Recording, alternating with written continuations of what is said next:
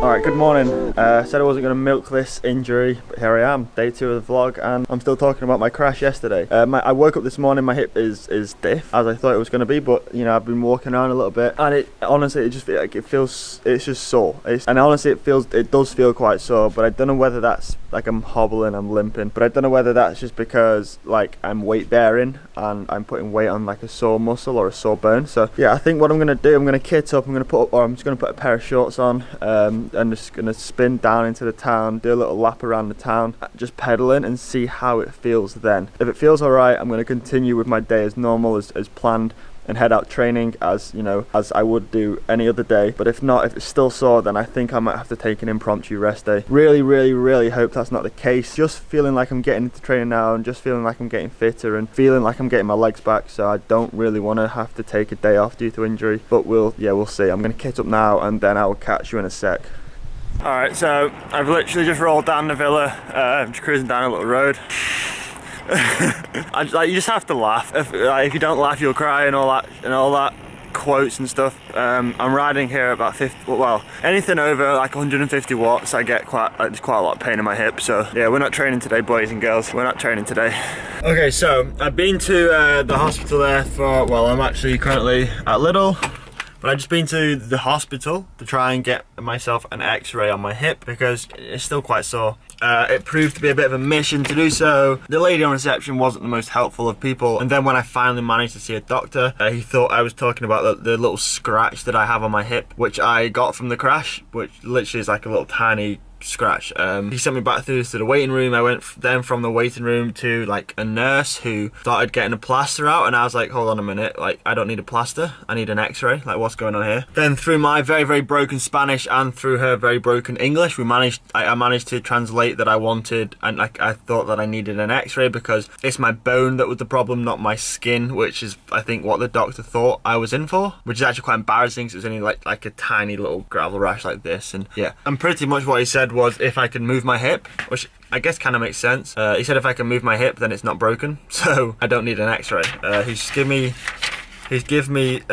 did give me was a prescription for some anti-inflammatories and for some strong painkillers. I'm not gonna get, I mean, I've got anti-inflammatory tablets at home which take the swelling down. I mean, I don't need painkillers. I don't like taking painkillers. You know, if your body's in pain, it's telling you that it's in pain. Like, you've got pain receptors for a reason. So to numb those pain receptors to enable you to train, and like, I'm not a big fan of that. I'm not a big fan of painkillers. So yeah, thank you, Mr. Doctor Man, but that prescription is going to be going in the bin. I think from all of this we can conclude that I just need to stop being soft. I'm going to take the rest of the day off, and we'll just see how it is in the morning. According to Mr. Spanish Doctor Man, everything should be okay. So yeah.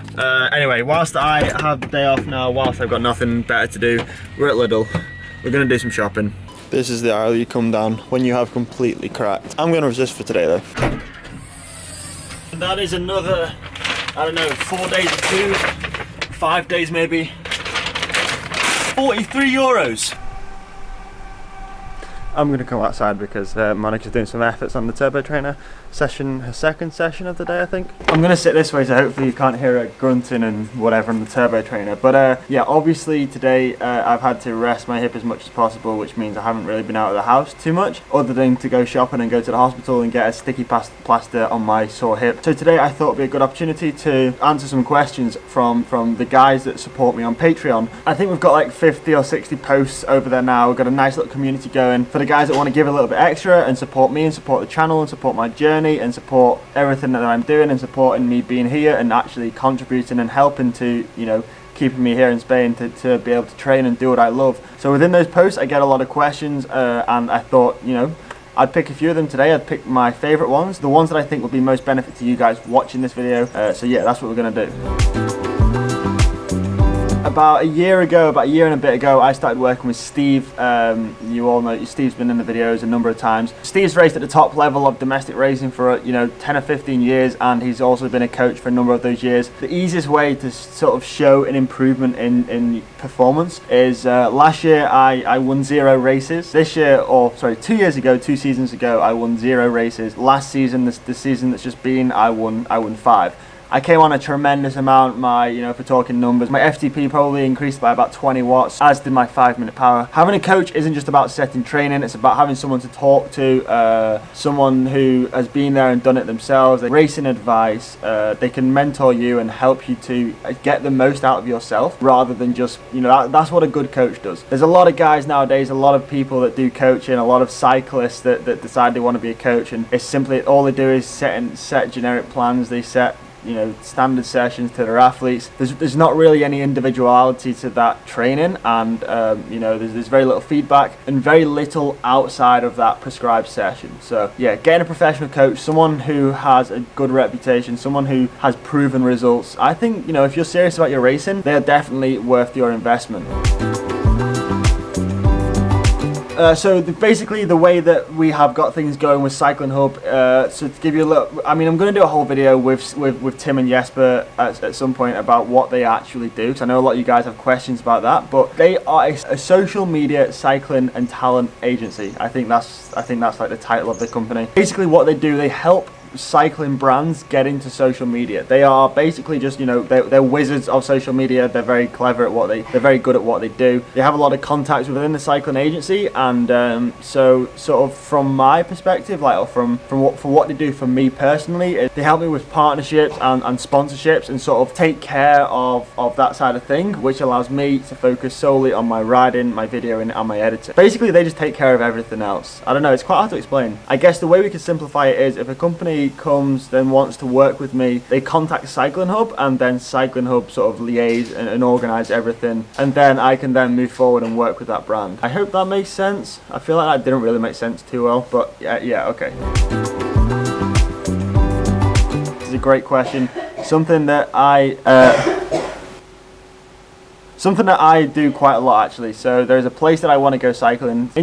I'm not going to give anything away. There's somewhere that I want to go and ride my bike that I've been looking at going for a while. I'm keen to go sort of mid-season. I don't know if I will yet, so I don't really want to say too much about it. But what I would do if I want to find a new place to go cycling is I would tend to Google. Okay, let's just take Girona for an example. I would Google cycling accommodation in Girona.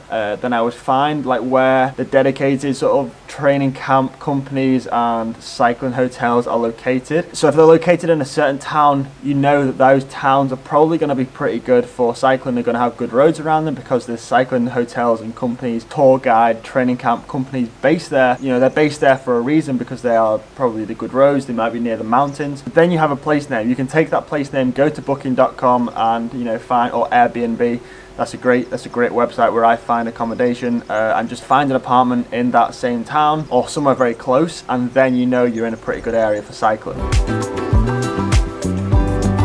I absolutely love my kicker. It's the best turbo trainer that I've ever used. It's the second direct drive turbo trainer, but it's the first ever direct drive smart trainer that I use. If you're serious about Zwift, if you're serious about Zwift racing, or you spend a lot of time on the turbo trainer, even if you don't use Zwift, if you spend a lot of time on the turbo trainer, one of my teammates, Matt, he has a kicker, but he doesn't use Zwift. If you're serious about your training and you spend a lot of time on them, then I definitely think they're worth the money. I've had a lot of standard turbo trainers in the past, and I find a lot of they create a lot of vibrations, and vibrations down in those areas they're never going to be good. So yeah, the Wahoo kicker is very silent. I don't know if you can pick up the noise. Monica's currently riding on it now. There's next to no vibrations, and it just works. There's no slippage when you're trying to do a sprint. They are said to be the gold standard in turbo trainers, and that's not a paid review. I don't get paid by Wahoo to say this.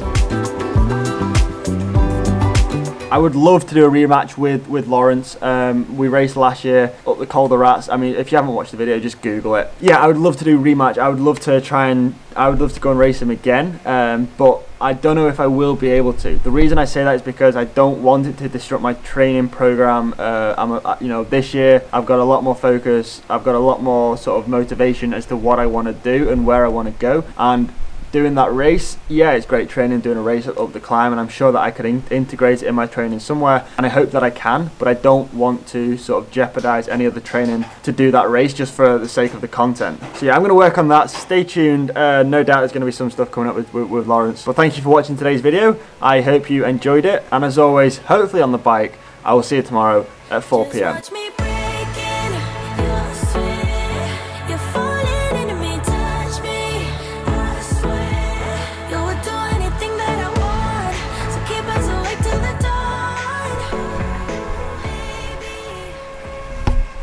Ouch.